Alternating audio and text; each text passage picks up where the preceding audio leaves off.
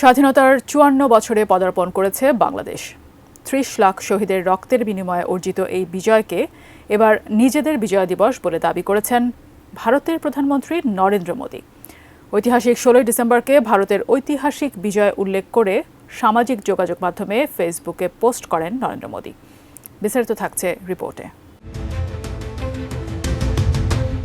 দীর্ঘ ৯ মাসের মুক্তিযুদ্ধের পর ১৯৭১ সালের ১৬ ডিসেম্বর ঢাকার সোহরাওয়ার্দী উদ্যানে পাকিস্তানি হানাদার বাহিনীর প্রায় ৯৩,০০০ সদস্য আনুষ্ঠানিকভাবে মুক্তিবাহিনীর কাছে আত্মসমর্পণ করেন। মুক্ত হয় বাংলাদেশ।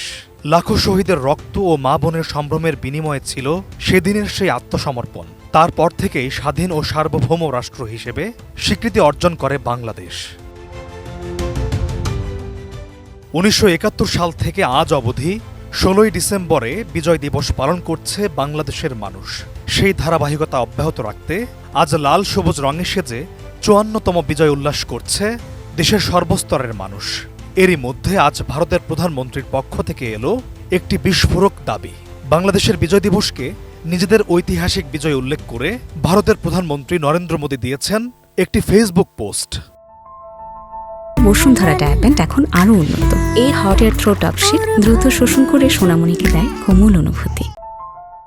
সেই পোস্টে বিজয় দিবসে বাংলাদেশকে শুভেচ্ছা জানানোর পরিবর্তে পাকিস্তানের বিপক্ষে ভারতীয় সেনাদের অবদানের কথা স্বীকার করে তাদের প্রতি শ্রদ্ধা জানিয়েছেন তিনি। কিন্তু পোস্টে একটি বারের জন্য বাংলাদেশের প্রসঙ্গ টানেননি মোদি। পোস্টে মোদি লিখেছেন, আজ বিজয় দিবস।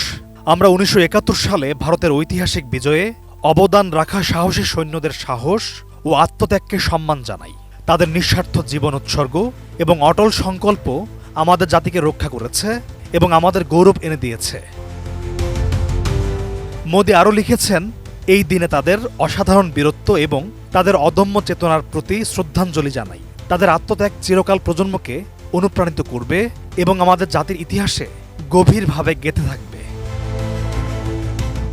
মোদির এমন পোস্টের পর বাংলাদেশের জনমনে দেখা গিয়েছে ব্যাপক ক্ষোভ।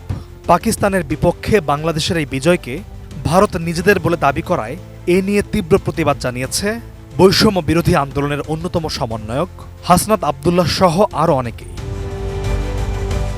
Desk report, ATN news.